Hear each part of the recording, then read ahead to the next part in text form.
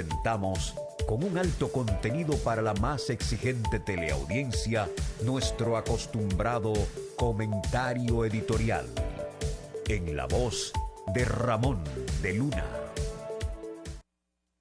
Amigas y amigos, he titulado mi comentario de hoy La multipopularidad, una tendencia que hay mundial actualmente.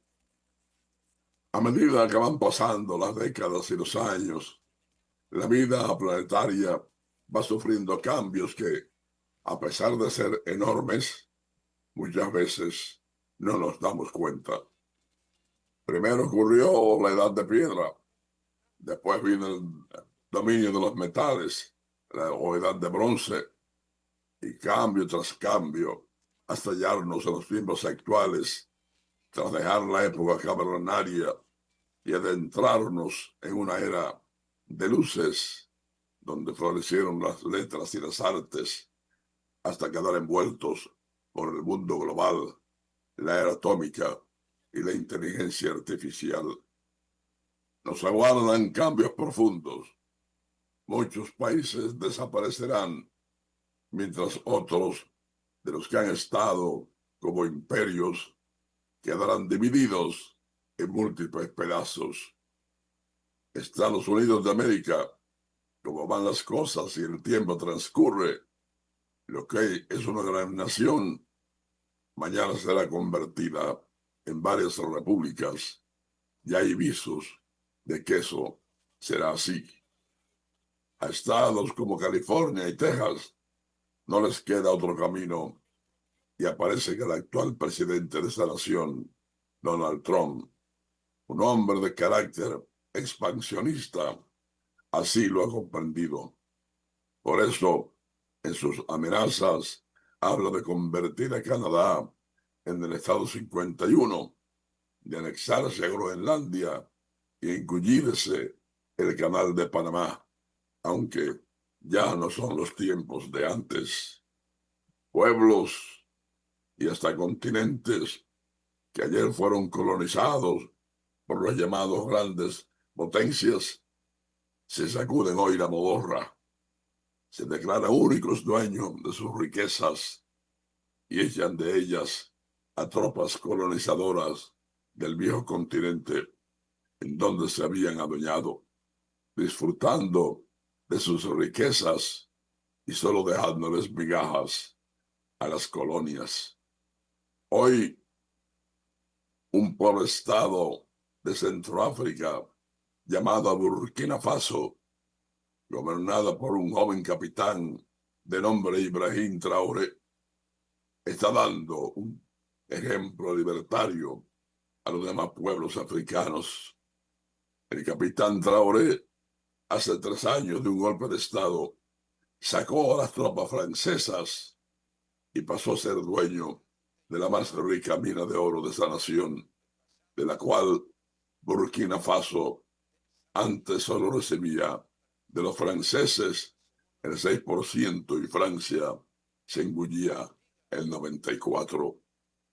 Ya Burkina Faso produce su oro y saca los primeros lingotes. Ha invertido en miles de tractores y cultivadoras para cultivar las tierras desérticas que florecen y se hace reverdecer el país. Invierte en universidades y prolifera en las escuelas y esos niños no van descalzos. Traoré se preparó en la universidad y hoy es invitado a entrevistas en la televisión con Putin, con Xi Jinping, y hasta tuvo un tú a tú con Donald Trump, a quien a ratos dejó con la boca abierta, planteando ideas de orden económico, de respeto mutuo y cooperación. Sí, son otros tiempos. África ha despertado. Ojalá puedan hacerlo otros pueblos del sur. Este fue nuestro comentario editorial en la voz de Ramón de Luna. El gobierno del presidente estadounidense Donald Trump demandó el lunes a Los Ángeles, alegando que la ciudad obstruye la aplicación de las leyes de inmigración y crea un ambiente anárquico con sus políticas de santuario que le prohíben a la policía compartir información sobre personas que carecen de autorización para vivir en el país. La demanda en la Corte Federal del Distrito dice que la ordenanza de Ciudad Santuario de Los Ángeles obstaculiza los empeños de la Casa Blanca para tomar medidas enérgicas contra lo que llama una crisis de inmigración ilegal. Es la más reciente de una serie de demandas contra llamadas jurisdicciones santuario, entre ellas Nueva York, Nueva Jersey y Colorado, que limitan la cooperación con las autoridades federales de inmigración. La política de Los Ángeles prohíbe que los recursos de la ciudad se utilicen para redadas migratorias. La demanda dice que la ordenanza de la ciudad es ilegal y solicita que se impida su aplicación. Chad Miceli, jefe de despacho de la secretaria de Justicia Federal, Pam Bondi, indicó al anunciar la demanda que el gobierno no tolerará ninguna interferencia con las medidas represivas del gobierno federal. De Cabra viene de Bogotá. Una situación muy ambivalente en Colombia. En Colombia se está hablando de golpe de Estado. En Colombia se está algún sector planificando sacar del poder a Petro, un hombre que hasta ahora ha dado muestras de gran director gubernamental y con una verborrea, con un discurso como muy pocos hemos visto en América Latina. Don Ramón, a mí Sí. me extraña que no queriendo saber los americanos de Petro hagan esa denuncia de que a Petro lo querían tumbar. ¿No será para echarlo a pelear? Oiga esto, oiga esto. El presidente de Colombia, Gustavo Petro, afirmó el domingo que la supuesta trama de su ex canciller Álvaro Leiva para sacarlo del poder es un acto de venganza bárbaro y canalla. Agregó que lo nombró sin ningún cálculo político porque creía que tenía una genuina vocación de paz. La declaración de Petro tiene lugar después de que el diario español El País publicara el domingo un informe en el que señala que el ex canciller colombiano Álvaro Leiva, el primero en el gobierno del presidente Gustavo Petro, buscó apoyos de representantes del Partido Republicano en Estados Unidos para iniciar una campaña de presión internacional que forzara la salida del poder del mandatario, al que ha acusado públicamente de abuso de sustancias y de comportamiento errático. En la nota, firmada por el periodista español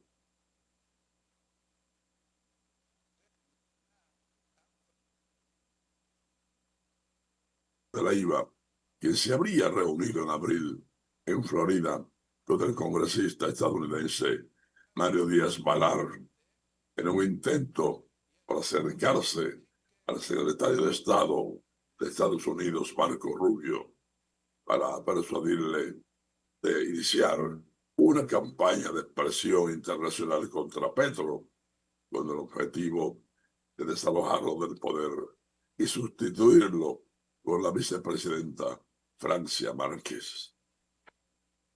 El presidente Donald Trump ha descartado la posibilidad de deportar de Estados Unidos al magnate de origen sudafricano Elon Musk. Al ser preguntado por el periodista si contempla tal opción, Trump contestó: "No lo sé, tendremos que echarle un vistazo". Cabe mencionar que Musk se convirtió en ciudadano estadounidense en 2002, por lo que su deportación requeriría probar que hubo fraude en su proceso de naturalización. Además, el presidente sugirió poner al empresario en el punto de mira del Departamento de Eficiencia Gubernamental que Musk había encabezado hasta finales de mayo. Quizás tengamos que ponerle el Doge a Elon. ¿Sabe qué es el Doge? Es el monstruo que podría tener que regresar y comerse a Elon, dijo a la prensa. Esas son las siglas del programa de eficiencia gubernamental. Asimismo, Trump opinó que el propietario de Tesla y SpaceX está molesto por perder su mandato de vehículos eléctricos, pero tiene mucho más que perder que eso. Cerrar el negocio y regresar a Sudáfrica. Previamente, Trump ha criticado en varias ocasiones a Musk por arremeter contra su ambicioso, gran y hermoso proyecto de ley que busca, entre otras cosas, la mayor reducción de impuestos en la historia del país. Bueno, Óigame cómo es la lucha. Cobrar menos para que el Estado tenga que financiar menos cosas. Y fíjese que todas las cosas que ellos han recortado, nos recortan la defensa, nos recortan la inversión en armas, ni en el ejército, ni en todas esas bases militares. ni la liberación de impuestos a los multimillonarios. Ahí no cabe. Eso sí, liberar de impuestos a los ricos y seguirles recortando a todos esos programas de ayuda y gasto social y la educación, todas esas cosas. Miren, señores, el secretario de Salud y Servicios Humanos de Estados Unidos, Robert F. Kennedy Jr., ha denunciado en entrevista con el periodista Tucker Carlson una tremenda presión en el sistema sanitario del país que busca garantizar que siempre haya clientela y pacientes con molestias que ameriten una consulta médica y prescripción de fármacos. Somos la nación más enferma del mundo, declaró Kennedy. Los médicos están ganando dinero manteniendo a los enfermos. Los hospitales ¡Ay, lo dijo! están ganando dinero manteniendo a los enfermos. Las empresas farmacéuticas están así cada nivel del sistema incentivado financieramente, sin importar cuál sea la intención de un médico.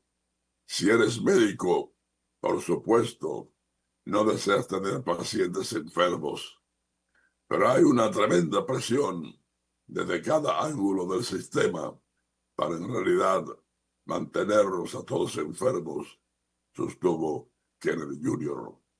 El funcionario también responsabilizó a las aseguradoras de lucrarse con esta situación y señaló que hace 20 años solo el 20% de los médicos trabajaban para las corporaciones, mientras que hoy en día su número constituye el 80% debido a los incentivos que estimulan el funcionamiento de todo un sistema.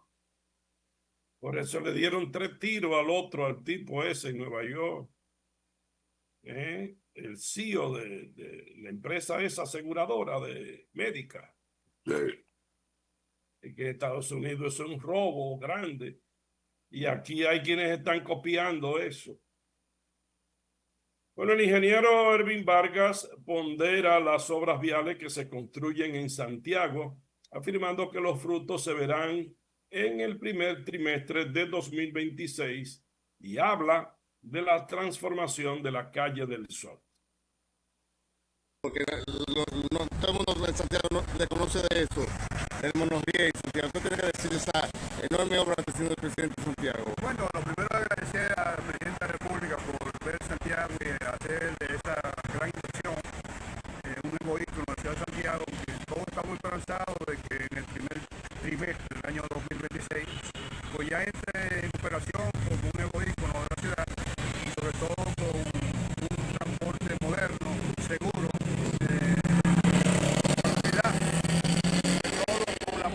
que necesita Santiago en una época como esta, en donde se está transformando en una ciudad completamente turística, el cual es un proyecto que encaja perfectamente como va creciendo Santiago, y con ese proyecto nosotros estamos esperanzados y otras rutas más nuevas que hay que hacer, porque Santiago ya se dinamice con una visión del futuro hacia convertir a Santiago en una metrópolis.